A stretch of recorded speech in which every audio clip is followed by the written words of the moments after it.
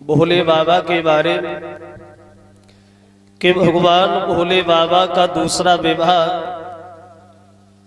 हेमांचल की लड़की गिरिजा के साथ में किस तरह से हुआ।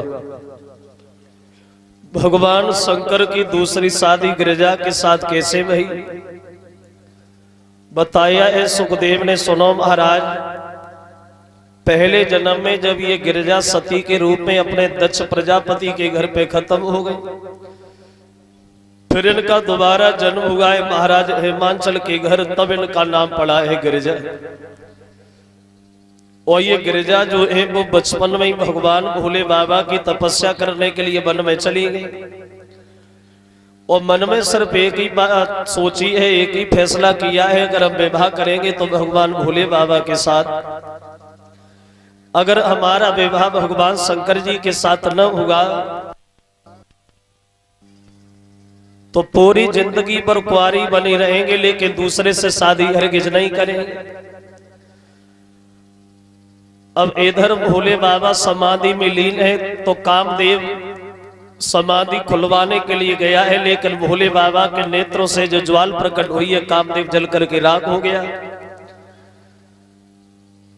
इधर देवर्षि नारद जाके मिले हैं गिरिजा से, बोले हैं बेटी गिरिजा तुम अपने घर जाओ, तुम्हें तुम्हारी तपस्या का फल मिल गया, भोले बाबा दूल्हा बन के तुम्हारे घर पे आ रहे।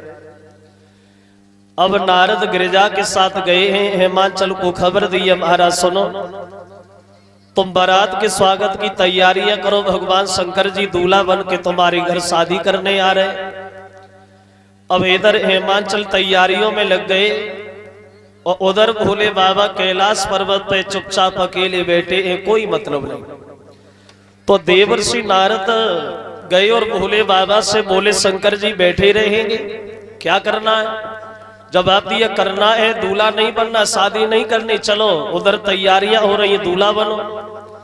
तो भोले बाबा बोले देखो नारद माफ करना, हम दूल्हा बनना तो जानते नहीं, दूल्हे का श्रृंगार क्या होता है। तो नारद जी कहने लगे महाराज देखो हम दूल्हा बना तो नहीं पाएंगे, लेकिन श्रृंगार जरूर बताए। क्या श्रृंगार?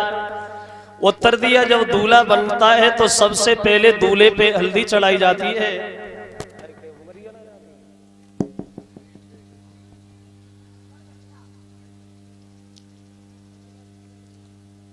हल्दी का है भोले बाबा।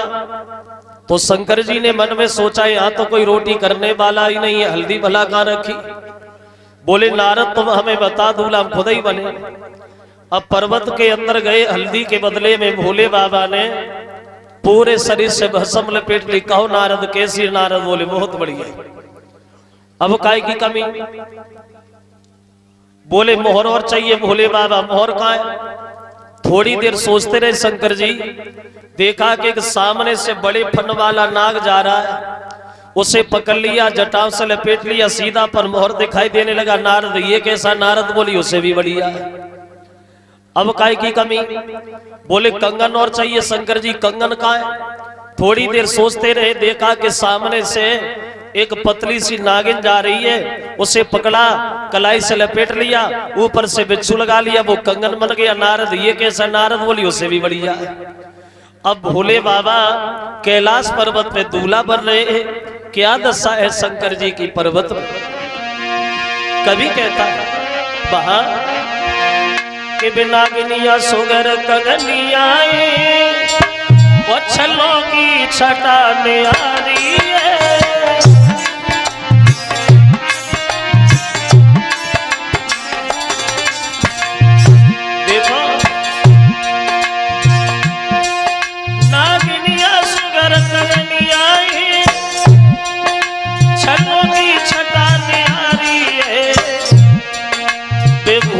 साज बराती है, भोला बूढ़े बैल की सवारी है।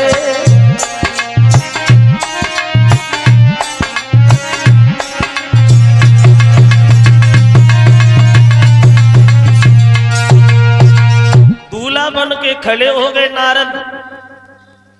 अब बताओ अब क्या करें? अब काय की कमी?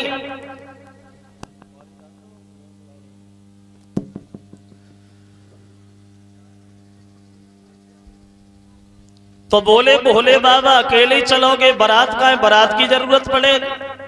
तो बोले रुको, हम अभी बारात का भी इंतजाम कर रहे हैं।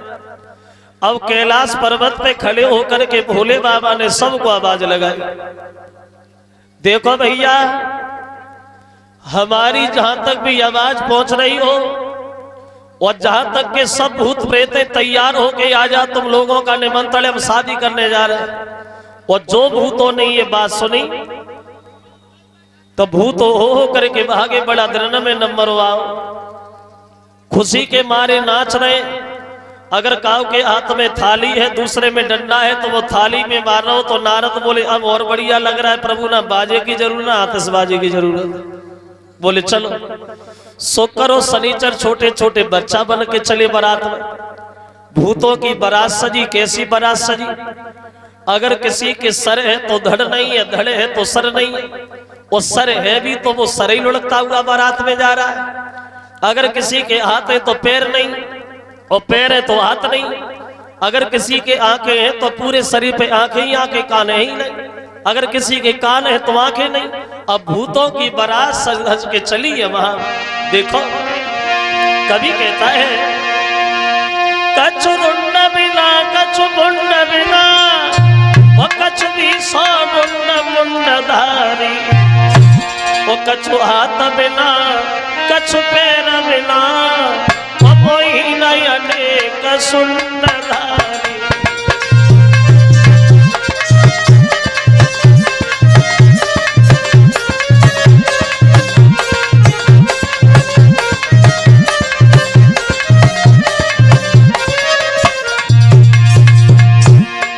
चली बारात 10-20 कान आखी दीन, या आखी एक तो कान नहीं, कछु को पीछे की खबर नहीं, कछु को आगे का ज्ञान नहीं।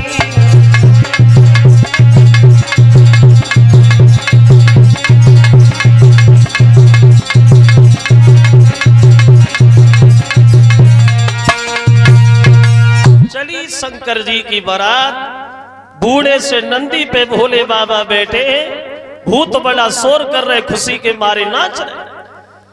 तो नारद बोले शंकर जी, इन भूतों को तो शांत करो, जब ये यहाँ इतना शोर कर रहे हैं तो वहां भी शोर करेंगे भैया, अब तो रिश्तेदारी होने वाली, भूतों को शांत करो। तो भोले बाबा नंदी पे बैठे थे, पीछे मुंह करके देखा तो भूत सब शांत हो गए। वो जैसे ही आगे मुंह किया, भूत फिर चिल्लाने लगे। अब भोले बाबा नंदी पे पीछे मुंह करके बैठ गए, दोनों हाथों से पूंछ पकड़ ली। नारद बोले अब और बढ़िया रहा। अब चले भोले बाबा बारात लेकर के वहां। ऐसा ही नहीं भक्तों, चलिए शंकर जी की बारात के धीरे धीरे जाए रही रे भोले की बरतिया।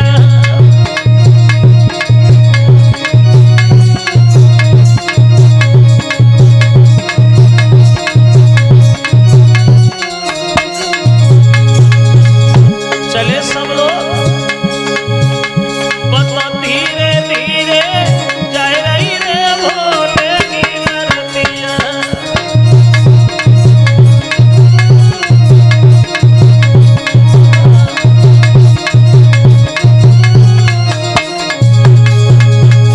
चले ब्रह्मा विष्णु संग में जाए रे, ब्रह्मा विष्णु संग में जाए रे।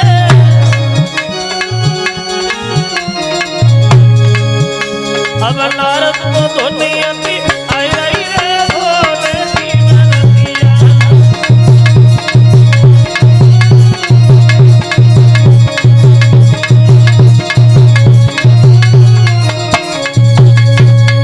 चली भोले बाबा की बारात पहुंच गई है हिमाचल के गांव।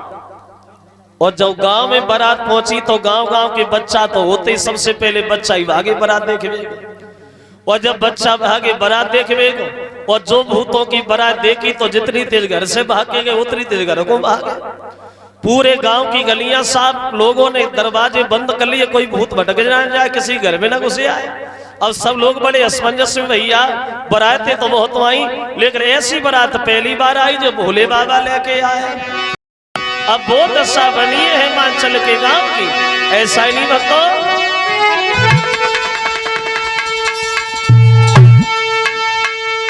वो शिव जमात की करामाती और करी गई गजब यज्ञवानों को, और बच्चे बेचारे और उसी समय ले भागे अपने।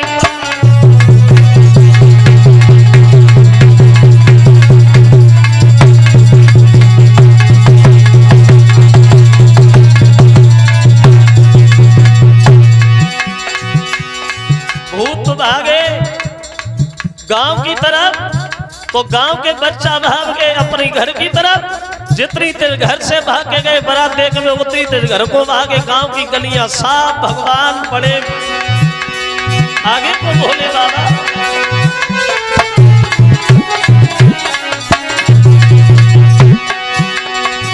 वो शिव जमात की करामाती करी गई गजब यज्ञवानों को, बच्चे बेचारे उसी समय ले भागे अपने प्राणों को।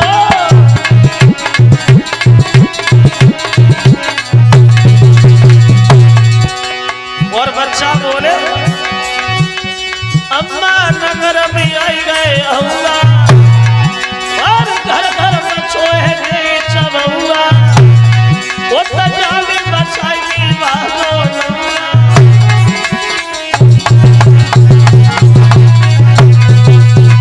पूरे गांव की गलियां साफ, कोई नहीं दिखाई दे रहा, चारों तरफ भूत ही भूत नजर आ रहा। अब इधर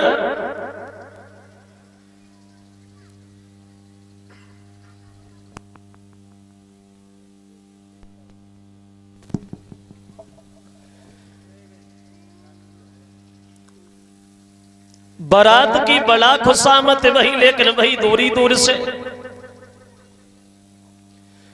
खुशामत तो भाई, लेकिन वही दूरी दूर से। कोई अगर पानी भी लेके आता है तो दूर खड़ा हो जाता, वहीं से आवाज लगाता, भैया पानी रखा है, प्यास लगे तो पी लेना, हम तो गए। खूब खुशामत, लेकिन वही दूरी दूर से। अब गिरिजा की 7 लड़कियां बोली चलो बारात आई गई है, दूल्हे की आरती उतारी जाए। अब भोले बाबा की आरती उतारवे को पूजा की थाली सजाई हो चली लड़कियां, लेकिन शंकर जी के पास में भी नहीं पहुंच पाई। एक लड़की ने जैसे ही भोले बाबा की तरफ देखा, पूरे शरीर से नाग और बिच्छू लगे हुए देखे, तो दूसरी से बोली खड़ी हो जा, अरे ये दूल्हा या मुसीबत है? देख रही है पूरे शरीर से नाग और बिच्छू लगे, कैसे जिंदगी कटेगी गिरिजा की शंकर जी के साथ? तो एक लड़की बोली तू जिंदगी की बात कर रही है, जो दूल्हा ज्यादा जिंदा रहो महीना 1.5 महीना, ज्यादा चलेगा 2 महीना, सभा मरोसो धरो है। बोले हमें तुम्हें क्या करना है, आरती उतारा चलो। तो एक लड़की बोली हम तो आरती नहीं उतारेंगे, क्यों, सर पे कोई काट लेगा। तो एक बोली पागल है, ये पालतू सांप है, रिश्तेदारों से नहीं बोलते। तीसरी बोली बुद्धि खराब मत कर, ये सांप रिश्तेदारी नहीं जान, हम आरती नहीं उतारे। अब किसी ने आरती नहीं उतारी, और जब गिरिजा की माँ मैना बैठी है, तो मैना से जाकर के लड़कियां बोली मैया ये तूने क्या कर दिया? बोले क्यों? जवाब दिया तूने शंकर जी को देखा है? नहीं देखा है। तो मना कर दे, मना कर दे, अभी कुछ नहीं हुआ। बोले क्यों? जवाब दिया अगर गिरिजा की शादी भोले बाबा से धोखा से भी भई मैया, तो गिरिजा को जिंदगी रोने के अलावा कुछ नहीं मिलेगा। और लड़कियां बोली मां सुनो, तेरी गिरिजा है नादान री, वो जो भरना बिल्कुल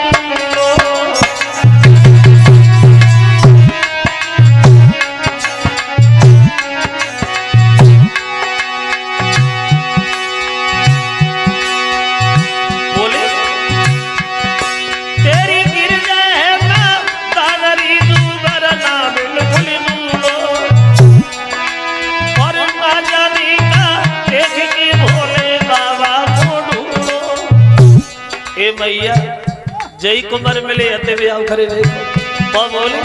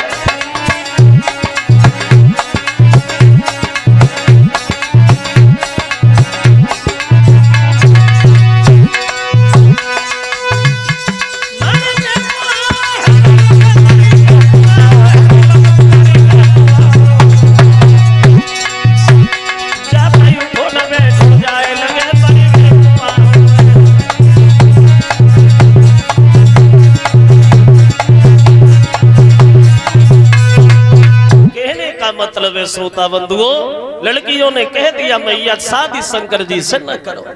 तो गिरिजा की माँ बोली अभी शादी हुई थोड़ी है, बारात ही तो आई है, हम बारात वापस भेज देंगे, शादी करेंगे ही नहीं। और हेमांचल से जाके बोली महाराज सुनो, पता नहीं ये देवता कौन सी दुश्मनी ने मारे, पता नहीं कौन सा बैर ने मारे, जो शंकर जी से शादी करा के हमारी बेटी की जिंदगी बर्बाद कर रहे हैं। कहा नारद से ये बारात अपनी वापस ले जाए, मैं अपनी बेटी की शादी हरगिज नहीं करूंगी भोले बाबा के साथ। तो हेमांचल समझे कि बात बिगड़ गई। तो नारद से बोले भैया नारद अब तुम ही समझा, हमारी तो चल नहीं रही, अगर तुम्हारी चल जाए तो तुम ही मानो, लेकिन मजबूरी है, अगर नहीं मानती है तो शादी नहीं होगी, बारात ले जाए। तो नारद ने मन में सोचा बड़ा मुसीबत से भोले बाबा मना पाए, अब मैना रूठी गई। अब नारद चले मैना के पास, क्योंकि नारद बने थे मजिया शादी कराने वाले, और शादी कराने वाले की बड़ा बहावई होती। जब तक भामरे पड़ न जाए बेचारे को, न खाए को मिले न सोए को मिले, इधर जा तऊ गारी उधर जा तऊ गारी। जिन लोगों ने शादी कराई उन लोगों को पूछो।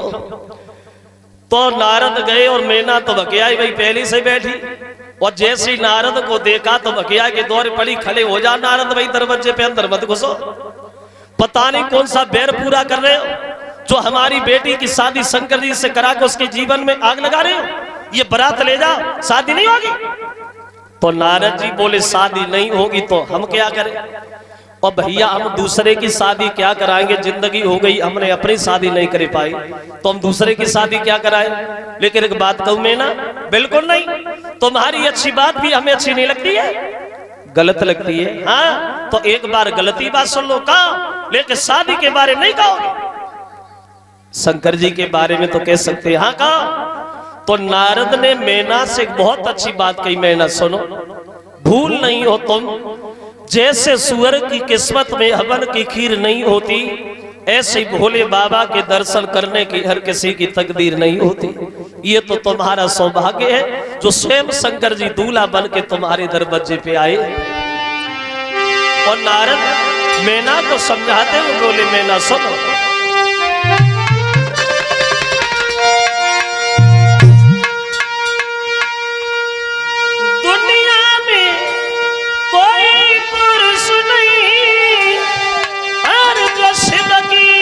समता पाई जाए, और सुअर को इतना और भाग्य का जो वो खीर हवन की खाई।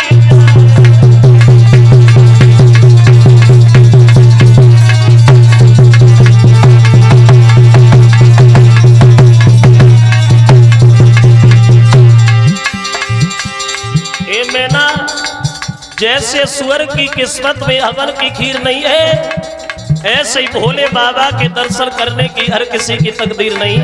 और एक बात और सुन,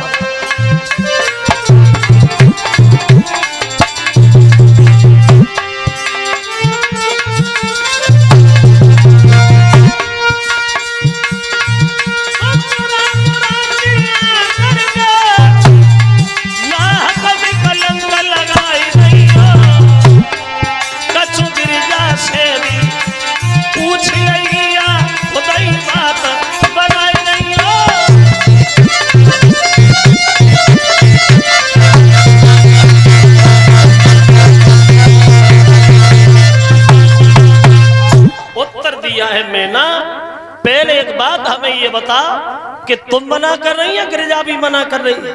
अगर तुम मना कर रही है तो बारात घर नहीं जाएगी वापस, अगर गिरिजा मना कर रही है तो हम कुछ नहीं कहेंगे, अगर गिरिजा मना कर दे तो कुछ भी नहीं, हम चुपचाप चले जाएंगे, किसी से कुछ नहीं कहेंगे। तो गिरिजा की मां बोली मैना बुद्धि खराब है नारद, अरे गिरिजा क्यों नहीं कहेगी, अरे लड़की हमारी है, और जहां हम शादी करेंगे वहां करेंगे, अपनी इच्छा से करती फिरेगी। तो नारद बोले मैना तुम्हें एक बात नहीं पता, क्या? तो बोले कि दिल क्या है और दिलासा क्या, और ये गिरिजा के दिल से पूछो।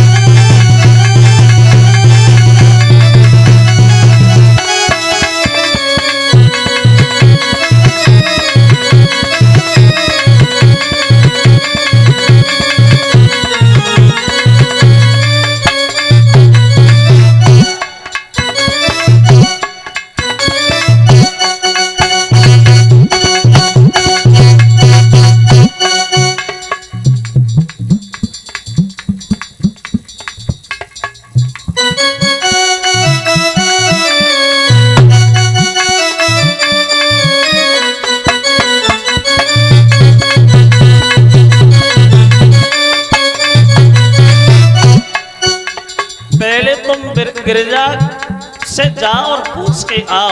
और बोले हैं नारद, सुनिए मैना,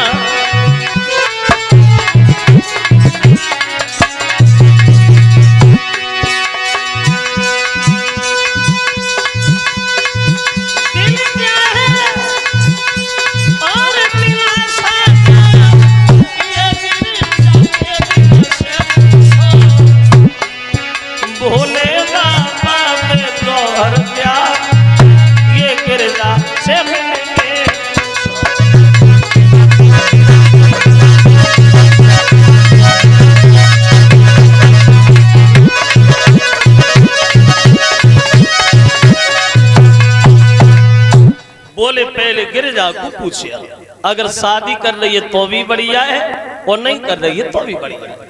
अब मैना जो है वो दौड़ी और गिरिजा से जाके बोली, बेटी गिरिजा इधर देख, तेरी जीवन का सवाल है, जिंदगी की बात है, ये शादी है, कोई खेल नहीं है।